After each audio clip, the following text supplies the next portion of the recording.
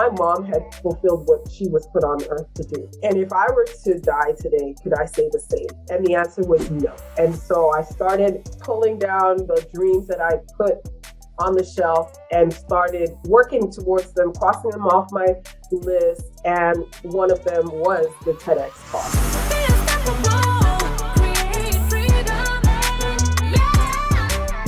Hello, and welcome to another episode of the Unstoppable Woman podcast. I'm Amira Alvarez. I am your host and also the founder and CEO of the Unstoppable Woman. And I'm super excited to have on the podcast today Emem Washington, who is a leadership consultant and success strategist. She is also a TEDx speaker, which I'm super excited to dive into and talk to you about both the topic that you shared, but also the process of working with TEDx and how that worked for you. And I know that there are a lot of people in our audience who would love to do a TEDx talk, and I've had clients do that. So she is someone who comes from a background of law. She is an attorney. She's also a law professor, and she has evolved her practice and business into consulting on leadership skills and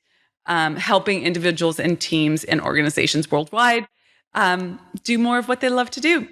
So let's get started. Welcome to the program. Thank you for having me. You're so welcome. Okay, I would love to start our conversation by hearing a little bit about how you have navigated that journey from attorney to law professor to motivational speaker, leadership coach. Like, tell me about that evolution, because quite frankly, lots of our clients and listeners are attorneys who have a big mission. They want to make a big impact in the world. And some of them love practicing law, and that's the lane that they're in to make their impact. And some of them are looking around kind of going, well, maybe there's another way for me to make my impact. So tell us a little bit about that evolution and journey. Yeah, that's a great question. And even while you're asking it, my mind is going like, how did all of this happen? So I've been an attorney. This year makes it 20 years. And year 3 into the journey, well, let me back up and say law school was amazing for me. I loved it, did not want to graduate, was looking for like, what's the next thing I can do? And so I graduated, and 3 years into practicing, I was like, yeah, this is not it. Like, I feel like there's more. I don't know what that is exactly, but I just know that this isn't it. But I continued for the next 15 years I continued working as a lawyer in different capacities. And so wait, pause there for a second. Okay. Was that heartbreaking? Was that soul sapping? Like what, or was it like, I'm just doing what I need to do, put on the happy face, I can make it work? Like, what was your attitude during that time? Yeah. Because it's like 3 years to what did you say, 12 to 15 years in? So that's a goodly amount of time. Yeah. So 15 years later was when I finally did it. But 3 years in, I went through a range of emotions, right? So I was like, whoa, wait, what? This is not it. And then settling on, yeah, this is not it, but what is it? So there was confusion. There was, what do I tell my family? What do I tell my colleagues? Do I tell anyone anything? And then, it was a range of emotions. But I've got to say that for several of those years, it did feel soul sucking for me. Yeah. And just when I got over that, and adjusted my mindset and was like, I found a way, which a lot of your listeners might also do. I found a way to balance both, or do both. I won't say balance, maybe that's not the right word, but I would do my day job, and then in the evenings and on the weekends, and occasionally like a Friday and or a Thursday, I would have these speaking engagements. I would see clients. I would work on, the other things that light me up, which I learned through this process that I loved the things I loved about law are the things that I'm doing now. I love advocating. I love using my voice in a certain way. And, so I found a way to do all of that kind of on the side.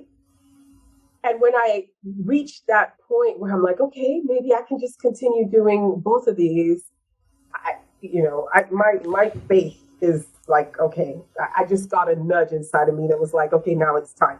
And that now it's time happened in 2020 in August 10th, 2020, in the midst of the pandemic, when people are like being laid off and looking for work. And I'm like, okay, now it's time. So let's talk about that, because that transition's so interesting.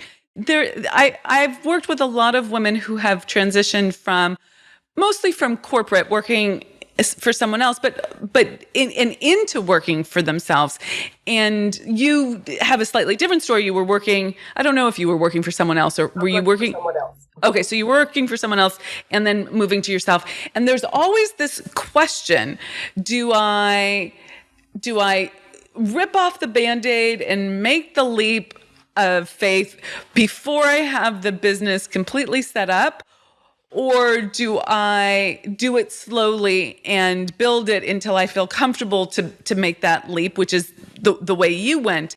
And I commend you for that. Oftentimes people don't actually, the safety net of the business, the corporate job, right, working for someone else, keeps them from actually doing the work that's required to build their business. So it's this like ongoing, I won't call it a game because it's not funny, but it's like an ongoing challenge that it's safe enough in their job that they don't have the urgency to do the hard things that are required to grow your business.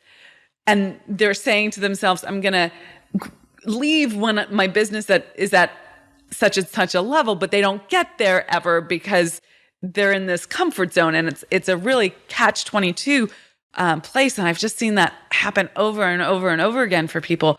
But you actually made it work. You did the transition, which is fantastic. So what gave you the inspiration while you had the corporate job, the work for someone else job, to actually get the speaking gigs and do the work to build your leadership consulting business? Yeah. Okay. So that's a good way to ask that question. And as I'm saying, as you're asking it, I'm also processing like, what gave me that inspiration? I think it was the soul sucking feeling, right? I was miserable and probably making others around me miserable. And so I had to find a way. So for me, it just started with, hey, I can speak at your event and I'll do it for free, right? Because those are the things that light me up. And so once I found a way to do those things, right? The speaking, especially the speaking, and then started getting books to speak in other places, that to me was inspiring because it allowed me to face my job and knowing that there was more to look forward to when I left the job, and when I say left the job, I don't mean left for good. I mean, once I left for the day or for the week, I knew that there was something else that I was looking forward to. Also, true story, I ran across an ad, a Facebook ad. I'm like, how did today I think, how did this person ever find me, But it was about finding your first paying coaching client.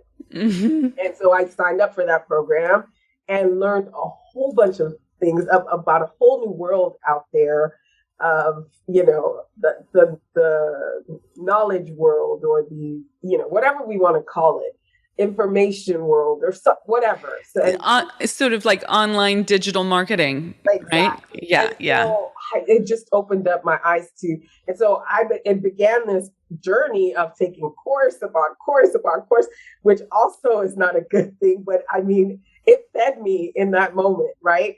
And so let's pause there to flesh out what you mean by that, because it sounds like you were, following I call them the breadcrumbs of delight. Okay.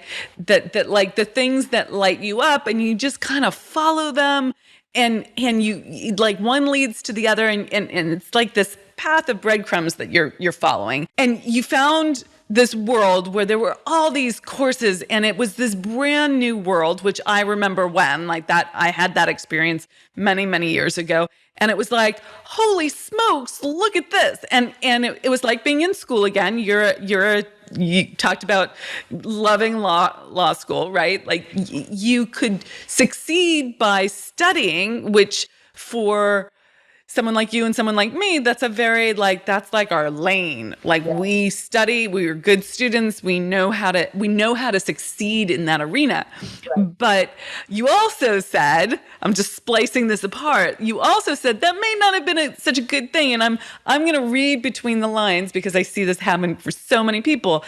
Like you take a bunch of courses and it feels like you're moving forward, but you're actually not doing the work in your business to grow it. You're just in learning. And that it's important. You need a base, right? But you actually need to do the needle moving work, which is super, super important. So yeah, am I right there? You are absolutely right. Yes. And then it got to a point where the information was repetitious. Like I was learning the same things over and over, even though the programs were called different things, it still was the same thing. So it was like, okay, when are you going to implement? Mm-hmm. When are you going to implement what you're learning? And just stop. Everything sounded so good. I mean, you hit the nail on the head. Like learning is one of my love languages. And so just, if you've got something to teach, I'm there, right? There's a place for it. There's a functional way to do it, and then there's a dysfunctional way to do it. So if you need the content because if you're in ignorance of how it works, that doesn't work. You need to up-level your level of awareness, but then you actually have to take the action and put it to work. So, okay, so then what happened next? How did you actually start activating and taking action? Yeah. So like I was saying, I was doing a lot of this on the side. And once I started actually, how I got my first client, someone actually reached out to me. I hadn't even put it out there that I'm coaching yet. And someone reached out to me, someone in my network, and asked if I would coach her. And that has happened to me 3 different times. And so I just started coaching on what I knew, which has to do with self-leadership, communication, especially self-leadership and identifying who you are, how you show up in the world, becoming self-aware, your vision, your things like that. So you're speaking my love language right there. And I noticed that when you were describing this, those of you who are listening to the audio only version, you won't have seen this. So I'm going to translate. But while she was talking about what she help people with, she kept putting her hands on her heart, and I think it was slightly unconscious, but it was absolutely like this nonverbal communication of like she just dove into exactly what her lane of genius was and what lit her up. Wow, good observation. I didn't even catch that, but yeah. So it really does light me up till today because I know what it was like for me going through this fog, what seemed like a fog, especially when I was like, okay, if I'm not practicing law, right? My whole identity was wrapped up in, okay, I have this law degree. If I'm not practicing that, where do I go? And I have all these things I love to do, but I can't do them all. So what, who am I if I'm not Emem the lawyer? And so that journey of becoming my full self, I know that breakthrough, that feeling that I got. And so helping others do that definitely lights up my soul. And so I struggled. I'm jumping a little bit ahead, and you can bring me back if you need to. I struggled when I felt another nudge last year, 2021, saying, okay, I need you to focus on the TEDx, helping people with their TEDx dreams. And I was like, no, but I want to do this, the self-awareness stuff, all of that. Oh, no, this is totally on track. So let's dive in there because I watched your TEDx talk. It was really great. And one, I just want to let you know that I am one of those people that if push comes to shove, I will make ironing a methodical, meditative process. But I'm really more of a steamer girl. And like, this is going to sound a little bit like nose in the air. I love the fact that I have an assistant now who does all of that because it is not my favorite. And for those of you who are absolutely confused by the comment that I just made, Emem has this TED Talk where she talks about the life lessons that she learned from ironing and this particular moment. And it's a great TED Talk. You should all go check it out. I want to dive into the content of that TED Talk, but also let's go back to this place where you're talking about that you help people with TED Talks. Like, to me, that seems there. I feel like there's always, when I'm helping people with their business model, when I'm helping people redefine their offers and how to scale and how to really expand their income and, cross the 6 figures, cross the 7 figures mark. I'm always looking for this sweet spot between what the marketplace needs. Okay. What's a problem that people will pay for that solves a big problem that people want, and what lights the person up. And oftentimes people are under the impression that those two things are separate, but there's often a lot of overlap. And if you can figure out how to integrate them, you're off to the races. So have you owned it? Have you owned the integration? Yes.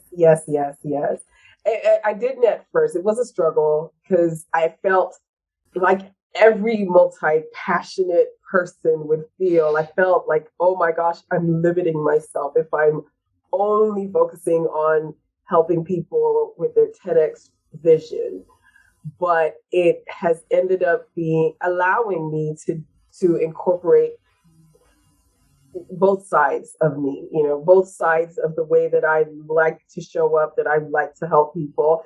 Because in the TEDx journey, some of that comes into play, and of course. I'm trying to figure out how to. Well, the way I see it is, have you ever heard the expression that building your own business is the biggest personal growth journey? Have you heard that expression? Yeah. So I tell my clients, because I teach them all sorts of things around business, but I help them a lot around sales, which is what people tend to run from, but it's what moves money. Okay. You need to know how to do sales if you're in business for yourself. And I tell my clients, learning how to do sales and loving sales, like embracing it, being someone who feels lit up by it instead of annoyed or resistant to it or scared of it. And that was a journey. Okay. Being someone who thinks of sales as unconditional love now. And of course I want to help people in that way.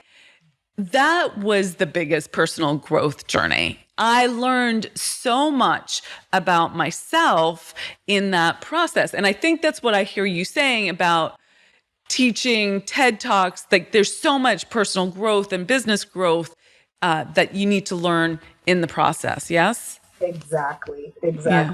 But you have me intrigued when you say that sounds like you're saying that anyone can learn to love sales. Right? Oh yeah.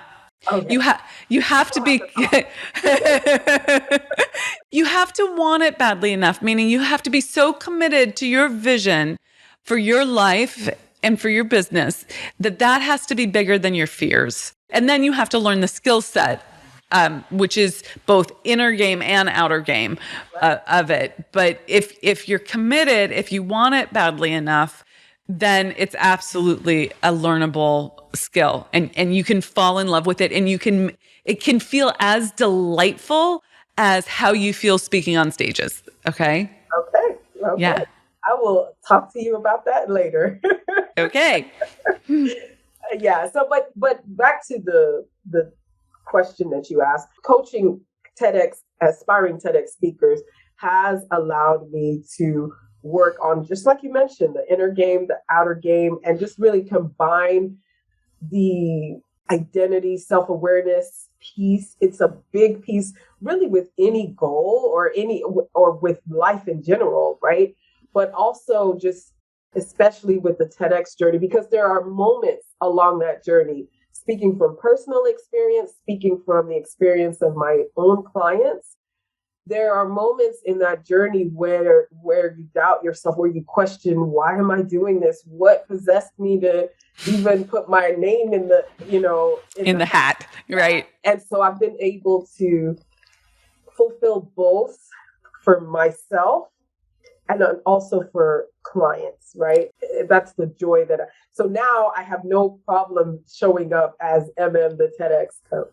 I love that. I love that. Okay. So Emem, the TEDx coach, let's pick your brain a little bit. Okay. Because I think that there are probably a number of people who are intrigued by the idea of doing a TED Talk and what it entails and how that all works. So can you give us a few tips, like 2 or 3 tips that people need to know that probably they don't know about the whole journey? Yeah. So the first thing I'll say is that oftentimes people think that they have to be a big name, neurophysicist or doing some sort of world-renowned work.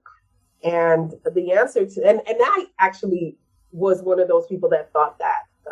I saw my first TEDx talk in 2013. I had seen TED Talks, like the fewer, that's on the big TED stage. But someone sent me a TEDx talk and I was like, what is this? And I watched it, was so moved. I was like, I would love to do this, and then almost immediately the thought came to me, but who am I? Oh, right. So let me pause for a second here and translate this into a little bit of what I teach. So I teach something called the manifestation matrix. Manifestation is just a fancy name for how you create in this world.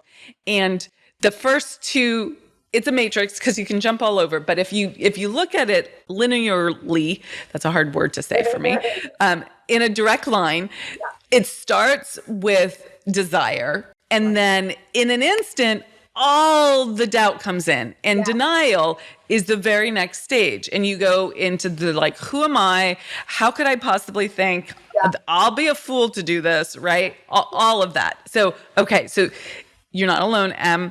And this is how it works, but you have to move through that. And I clearly there's an after story here. So you did move through it. So how did you move through it? But it took me 5 years. I watched that talk in 2013, had the doubt, and the thoughts would come to me frequently over the years, but I put that desire on the back, or that dream on the back burner. And then my mom passed away, and, which I talk about in my talk. And through that process of grieving, what came out of that was, my mom had fulfilled what she was put on earth to do. And if I were to die today, could I say the same? And the answer was no. And so I started pulling down the dreams that I put on the shelf and started working towards them, crossing them off my list. And one of them was the TEDx talk, which I applied in 2018. And the first time I applied to 3 events, made all the mistakes, and I got no's for all 3. So again, to answer the first point I will make is that you don't have to be this rocket scientist. You don't have to be an Oprah, Brene Brown. You don't have to be any known name to become a TEDx speaker. The second thing I will say that it's like a myth that people, or maybe it's just something that people don't really know. So many people think that you have to get tapped on the shoulder to speak on the TEDx stage. Now that is one way that you can get chosen to speak on a TEDx stage. I know people who, the TEDx organizer either knows them or found out about them and invited them to speak on their stage. However, many people, myself included, get on TEDx stages by applying. Now, the application process, it can be a little bit cumbersome to find the right stages for yourself, but there's still a way to do that. I mean, it's not impossible. And I gave my first TEDx talk. I've done 2 now, but I gave my first one in London. and I live in Texas in the US. And so You just applied to the London stage? Is that what you did? I just applied. I applied. That's fantastic. I love that. And I almost didn't apply to that stage because pre-pandemic, especially pre-pandemic, most of the stages that I had looked at, most of the applications that I had seen wanted you to have some ties to their city, their state, their location. And so the one in London, I didn't see anything expressly stated about that. And so I was like, okay, do I apply? Do I not? I really would love to do my TED Talk in London. So I applied and I got a yes. Tell us about the application process. Is it fairly straightforward? Do you have to do anything special? Yeah, so there's not a one size fits all application. And also there's not like a central application that you fill out and send off to the various TEDx events. Each one has their own application and they ask their own questions. However, there's some key questions that all of them ask, even if it's in a different way. So you've got to know that. And this is the third thing I'll say. A lot of times I get a lot of storytellers, people who love to tell stories. I'm a storyteller and I love to listen to stories as well. But the TED stage, the TEDx stage, is not for stories. Now, you can incorporate your story into your talk, and you should. But when you're applying, you need to lead with the idea, because TED Talks are about ideas that are worth spreading. That's their mantra. That's what they put everywhere. Ideas worth spreading, meaning ideas that are so good that if you, Amira, listen to a talk, you'll say, hey, you know what? And you'll call or you'll email your friends and say, you've got to listen to this talk. This was great. And it's about the idea, not the story. Again, the story can support the idea, but you need to lead with the idea. And after my first talk, I was blessed to be invited to serve with two different TEDx events as a speaker coach for both. And then for one of them, I also served on the curation team. So I got to see behind the scenes of what goes into the process of selection of the applications or the speakers. And so looking at that, it gave me further insight into, okay, this is why I didn't get mine accepted the first time and all of that. So yeah, so there's the applications are different, but the central thing is, what is your idea? And you have to be able to phrase that in, we like to say 15 words or less. Yeah. So tell me about the idea that you shared in your application for your TED Talk, because one of the things that I watched the TED Talk that you did, I understand you've done two, but I watched the one on the lessons you learned from the iron in that moment. And there were lots of ideas. There were lots of lessons. Yeah. So you actually had a number of things that you were pulling out from that experience. And I'm not going to tell you all the things, listeners. You can go listen to the TED Talk. It's short and sweet and worth listening to. But how did you frame that? Because you had a lot of things that you pulled out as lessons. Yeah, that's actually a really good question. The idea that I put forth is that we can learn lessons about living from non-living things. And so the non-living thing in this case was my iron. And, sometimes when we think about learning, we think about a teacher or, something that's alive teaching us. But in this case, my iron was my teacher. Yeah, no, I love that. That's great. I have a perspective on that. I teach from a perspective of universal law. These are the spiritual laws of success, how to live a successful life. And one of the things that I'm always bringing to my clients, because it's the law of relativity, nothing is good or bad, large or small, until you add meaning to it and you compare it to something else. So what are you comparing it to? What is the angle, the relative angle of your perspective? Mm-hmm. And that every circumstance, every event, every experience, you might be labeling it as this is bad. I don't want this. Ironing these kids' uniforms is driving me crazy. Yuck, right? Like this is too much already. Or you can change your perspective, change your attitude on it, and realize that life is always happening for you, not to you. And if you look with an attitude of there's always a growth and always a lesson in this experience because the universe is always calling me into more, you have a completely different experience. So when my team brought your TED Talk to me, would this make a good podcast interview? And I was like, look at this. This is spot on, right? Because you're pulling out all these lessons and you changed your attitude in that moment. And it changed, quite frankly, it changed the course of your life. Right. It did. Yeah. So what would you say to a woman who's listening right now and that feels like her circumstances, maybe it's not single motherhood and ironing clothes, but something unique to her that is stopping her from really living their life, their desire, or, I call it living a lit up life, right? Like, what would you share with someone who's in a perspective where they're a little stuck in their circumstances? I always wonder if words are enough, but I know that words were enough to cause a shift in me. So I'm just going to share these words. Your story is not over. You can always flip the page and onto another page, another chapter of your life. Life.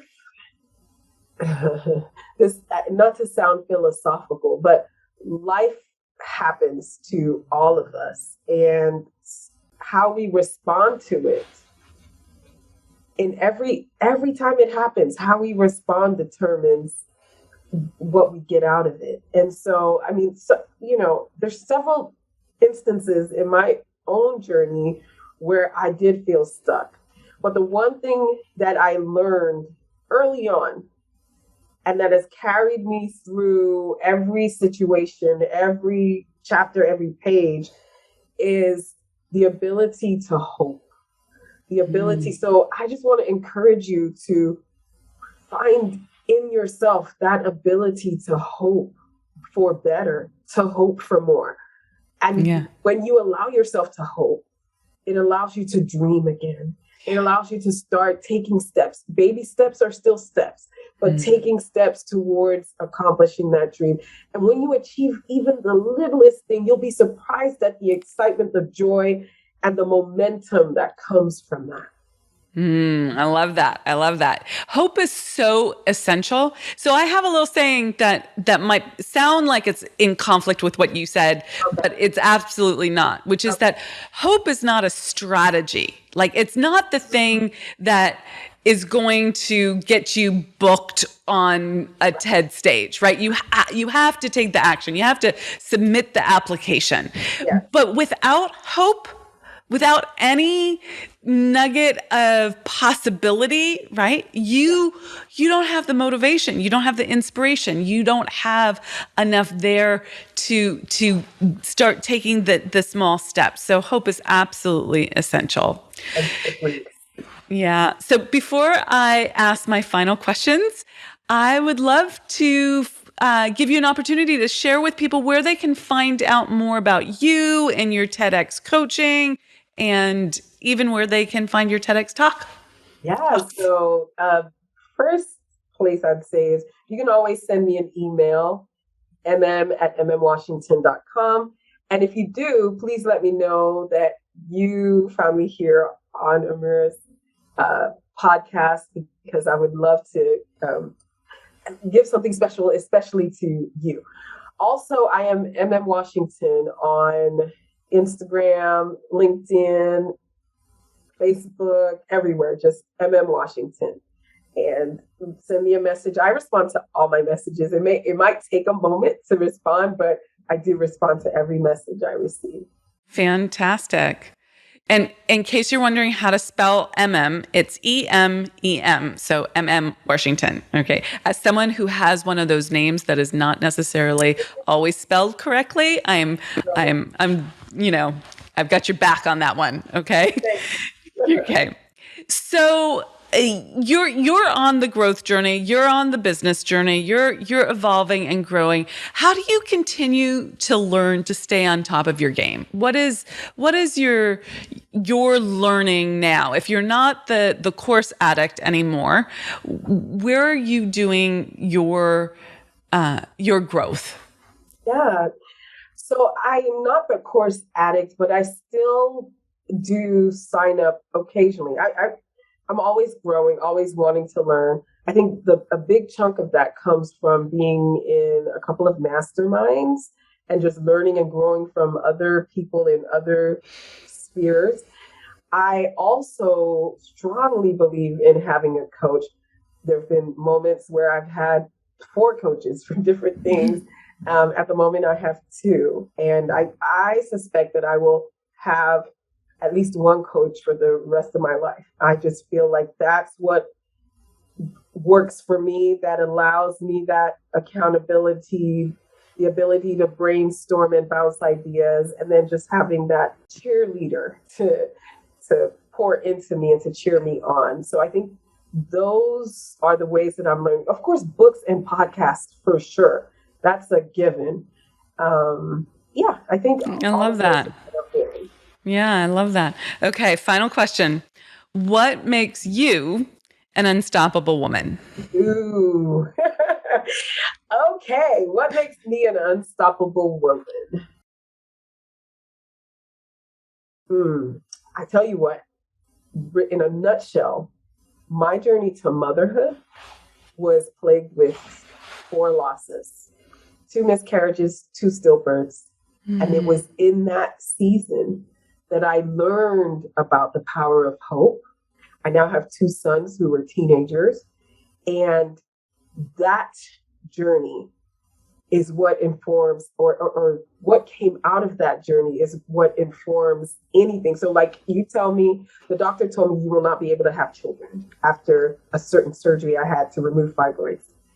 And I went on to have my 2 sons. Yeah. So that makes me unstoppable. Yeah, that kind of perseverance and faith and the keeping hope alive, right? Like not losing hope. So I love that. I love that. Well, thank you so much, Emem, for coming on the podcast, for sharing your wisdom, for being such a light and generous spirit, and for really being transparent about how the business journey was for you, that it wasn't all the after picture, but that there was an evolution here. I think that's so helpful for other women to hear, and I am grateful for you for sharing your story. Thank you. Thank you so much for having me.